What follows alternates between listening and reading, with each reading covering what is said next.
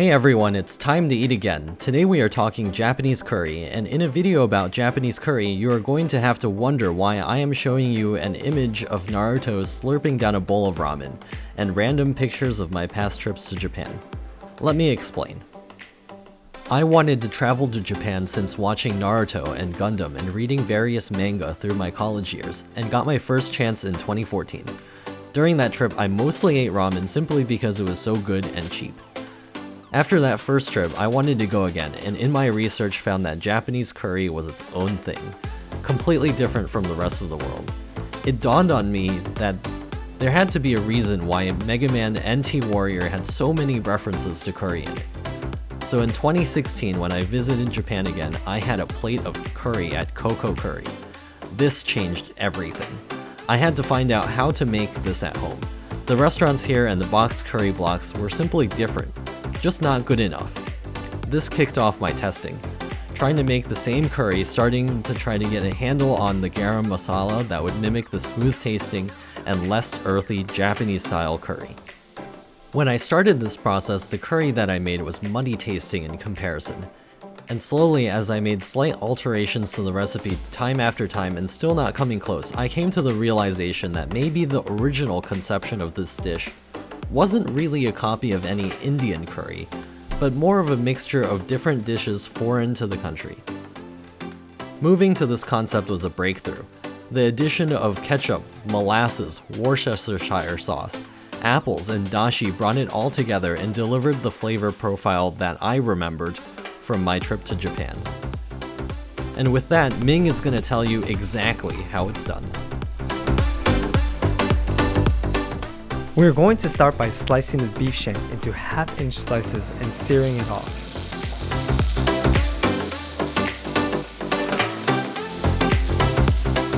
Then let's deglaze with a quarter cup of mirin and reserve on the side.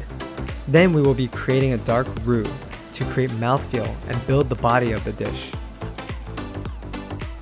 In the pan on medium heat, bring 6 tablespoons of flour, 6 tablespoons of butter, and 1 tablespoon of vegetable oil together until it goes from a light cream color to a dark nutty brown, about 30 to 45 minutes. Really do be careful here while going as dark as you dare. If it gets burnt, you'll have to start over.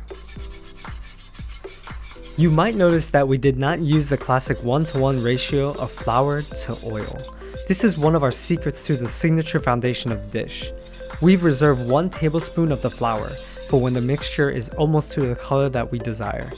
The reason behind this step is because a dark roux has less thickening power than a light roux. Add this last tablespoon of flour in the mixture when it is almost at the color we're looking for. This will retain its thickening power and help us reduce the amount of cornstarch that we need to add to thicken our sauce at the end. This step is the most time intensive, so we can also prepare one of the major flavor drivers of Japanese cooking, dashi. But instead of using both of the dashi components, we focus primarily on the katsubushi, or bonito flakes, and leave out the kombu. We add about a half a cup of bonito flakes to the 5 cups of water at a gentle simmer and steep for about 20 minutes before straining off the bonito flakes and reserving the bonito tea for later. The bonito flakes are shavings of dried fish that provide what the Japanese call umami. When the roux has come up to the perfect shade of dark brown, we will drop the heat to low and incorporate the key spices into the pot. This will include 5 1/4 teaspoons of turmeric,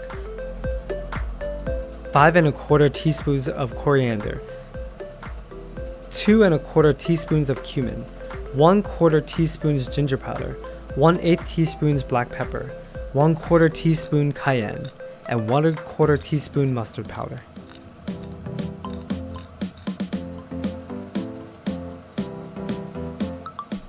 These spices will quickly bloom in the hot roux mixture and will only need to be toasted for 15 to 20 seconds. We don't want the mixture to burn, so quickly follow this step with the 5 cups of bonito tea.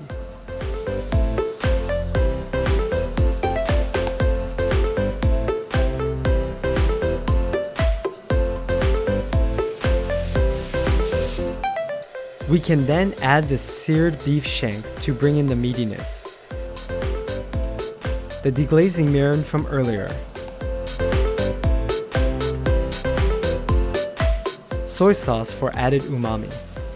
Ketchup for tomato sweetness. Molasses to bring out the caramelized flavors and promote color. Worcestershire sauce to add additional umami flavor combined with the tang of the vinegar. Onion flakes to add a toasted sweet note. Chili flakes for some heat. A third of a grated apple to bring in more complexity to the sweetness of the sauce. And 2 cups of chicken broth. Then simmer it for an hour and enjoy the deep aromatics of this curry as the flavors come together.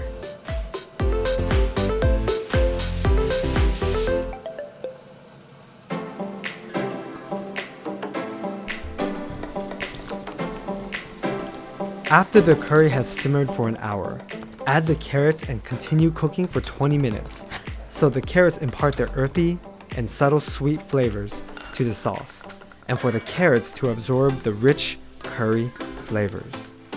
After the 20 minutes of cook time on the carrots, add the potatoes to the mix and cook until they're fork tender, about 16 minutes.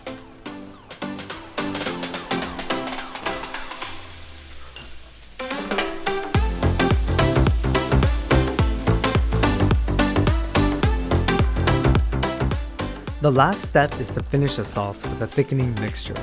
To do this, mix 2 tablespoons of cornstarch and 4 tablespoons of water. Then add this to the sauce. Depending on your desired texture, this step may need to be repeated. Now let's scoop a healthy serving of curry over freshly cooked rice.